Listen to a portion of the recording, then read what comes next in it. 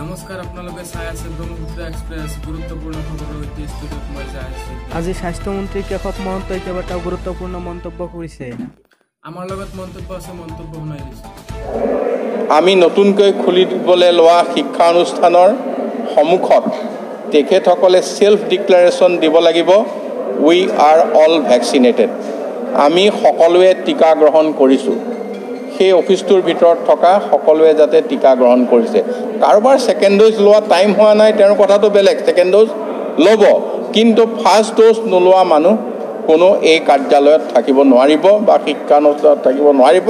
এইটো তেখেতে সকলোৱে সোমবাৰৰ ভিতৰত নিশ্চিত কৰিব। ঠিক তেনেকৈ বেচৰকাৰী খণ্ডৰ যিসমূহ অনুষ্ঠান, বেচৰকাৰী সমূহৰ যিখিনি অফিচ কাৰ্যালয়, তেখেতসকলেও লিখিব লাগিব উই আৰ অল ভ্যাকচিনেটেড। তেখেতসকলৰ কাৰ্যালয়ৰ সন্মুখত এই বেনাৰ থাকিব লাগিব অহা সোমবাৰৰ পৰা। যিখিনি ব্যৱসায়ীসকলেও লিখিব লাগিব যে তেখেতসকলৰ ব্যৱসায়ী স্থানত থকা সকলো তেখেতসকলৰ প্ৰপাইটৰ হওক, কৰ্মচাৰী হওক, মেনেজাৰ হওক, সকলো ভ্যাকচিন লৈছে।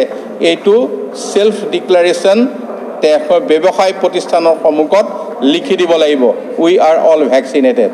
এই কথাখিনি অহা সোমবাৰৰ পৰা প্ৰযোজ্য হ'ব লাগিব আৰু সেলফ ডিক্লাৰেশ্যন দিব লাগিব। যদি তাত আমাৰ বিষয়াসকলে চেক কৰিবলৈ যাওঁতে কোনোবাই লোৱা নাই, মিছা প্ৰতিশ্ৰুতি দিছে, তেওঁলোকে ডিক্লাৰেশ্যন দিছে, তেতিয়াহ'লে তাৰ যথোচিত ব্যৱস্থা হ'ব। আমাৰ হাতত পৰ্যাপ্ত পৰিমাণে ভ্যাকচিন সকলো ঠাইতে আছে। আজি আমাৰ 17 লাখ নে কিমান আছিল, তাৰ লগত আজি 8.5 লাখ আহিছে। আকৌ আমাৰ 25 লাখ ধৰক আজিৰ দিনটোত আমাৰ ষ্টক আছে। আমি ভ্যাকচিনৰ অভাৱ ক'তো নাই, কিন্তু কোনোবা যদি আগবাঢ়ি অহা নাই, তেখেতসকলে আগবাঢ়ি আহি লওক।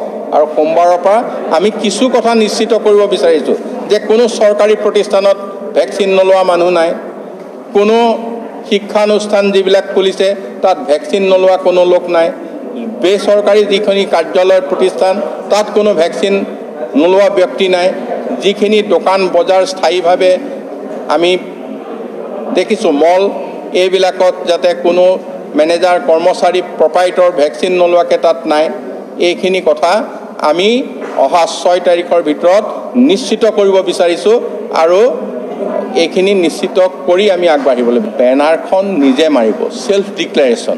মই ক'ব লাগিব যে মই ভ্যাকচিন লৈছোঁ। নহয়, এইখিনি ভিজিলেন্স আমাৰ থাকিব। এইখিনি ভিজিলেন্স আমি দায়িত্ব দিছোঁ, প্ৰত্যেকজন ডেপুটি কমিশ্যনাৰক দায়িত্ব দিছোঁ। ডেপুটি কমিশ্যনাৰে তেওঁৰ তলত থকা চৰকাৰী অফিচখিনি প্ৰথমতে নিশ্চিত কৰিব, তাৰপিছত বেচৰকাৰী অনুষ্ঠানবিলাক নিশ্চিত কৰিব, তাৰপিছত দোকান বজাৰবিলাক নিশ্চিত কৰিব। আৰু এইখিনি তেখেতসকলে ডিচিৰ লিডাৰশ্বিপত একোখন জিলাত এইখিনি কাৰ্যকৰী কৰিবলৈ দায়িত্ব দিয়া হৈছে।